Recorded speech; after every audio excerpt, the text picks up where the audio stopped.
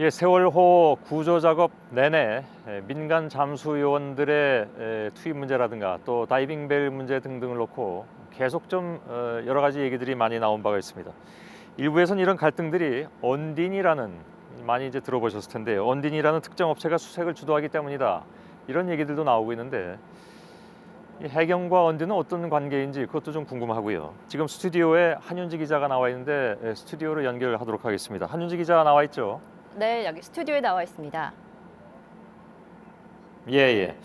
자, 어제도 잠깐 얘기를 했었는데, 언딘이라는 전문 업체가 수색에 참여하면 그래도 전문 업체니까 더 나은 게 아니냐라는 생각을 할 수도 있을 텐데, 그거 어떻게 봅니까?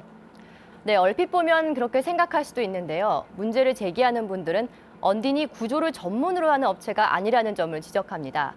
어제도 말씀드렸듯이 최근 10년 예. 사이에 급부상한 업체로 주로 해양공사나 선박 인양 등을 맡아온 곳입니다. 2010년 천안함 사건 당시 구조 작업에 참여했다가 침몰한 어선 금양호 기억하시죠? 이 금양호의 인양 작업에 예. 언딘이라는 업체가 참여하면서 유명해졌습니다. 선체 인양이 주 업무다 보니 구조 인력은 필요할 때마다 용역 형태로 민간 잠수부를 고용해 작업을 하고 있습니다. 해군 특수요원을 비롯해서 최고 실력을 갖춘 자원봉사자들이 바로 이 언딘에서 고용된 민간 잠수부에 밀리면서 여기저기서 문제를 제기하고 있는 겁니다. 예. 수색에서 어떤 성과가 나왔다면 그래도 인정을 해줄 수 있을 텐데, 그 부분은 어떻게 봐야 될까요? 예, 물론 그렇다면 다행이죠. 하지만 정작 중요한 수색 시간에 언딘에 바지선을 설치하느라 아까운 시간을 놓쳤다는 점이 대표적인 문제로 지적됩니다. 22일부터 24일까지가 소조기였는데 특히 23일은 소조기 중에서도 가장 조류가 약한 시기입니다. 하지만 이날 리베로호라는 언딘 소유의 최신 선박을 설치하느라 8시간 가까이 수색이 중단됐습니다. 기존에 있던 언딘의 바지선에 이어서 예. 더 큰 선박이 추가된 겁니다.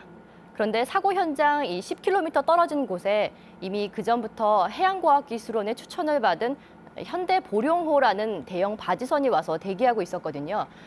정작 이 보령호는 언딘의 대형 바지선에 밀려서 어제 오전에 철수했습니다. 예.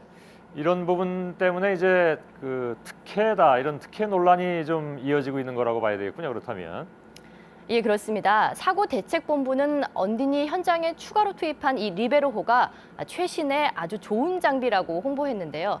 하지만 이 배는 건조된 지 얼마 안 돼서 아직 안전검사 등 준공 승인이 끝나지 않았다는 증언이 나오고 있습니다. 다시 말해서 해경은 다급한 현장 작업을 위해서 급하게 불러왔다는 얘기인데요. 그동안 해경이 배터량 민간 잠수사와 민간 다이빙벨은 안전이 우려된다고 현장 투입을 막아왔지 않습니까? 그런데 정작 승인도 안 난 배를 무리하게 투입하면서 언딘의 특혜가 아니냐, 이런 말이 나오는 겁니다. 예. 서해 페리호 사태 때하고 많이 비교를 하곤 하는데, 그때는 어땠습니까? 예, 그때는 지금과 달리 군경으로 합동 구조팀을 꾸렸습니다. 지금은 민관 군이 합동으로 구조팀이 꾸려져 있는데요. 당시에도 이 민간 군안 업체를 참여시키려고 했지만 안전이나 혼란 등의 이유로 하지 않았었고요. 나중에 선체를 인양할 때가 돼서야 입찰을 통해서 군안 업체 등이 참여했습니다. 하지만 이번에 이 언딘이라는 민간 군안 업체가 수색을 거의 주도하듯이 하면서 어떻게 이 업체가 참여하게 됐는지 말이 많아진 거죠. 예. 계약은 청해진 해운하고 한 걸로 알고 있는데, 근데 해경하고도 관계가 깊다면서요? 예, 그렇습니다. 언딘의 대표가 현재 한국해양구조협회 부총재로 일하고 있고요. 또 이 단체는 사단법인으로 여기에는 전 현직 해경 주요 인사들이 임원으로 활동하고 있습니다. 또 언딘의 대표가 현재 해양경찰청 고객평가위원회의 임원이기도 합니다. 예. 한윤지 기자로부터 들었습니다. 수고.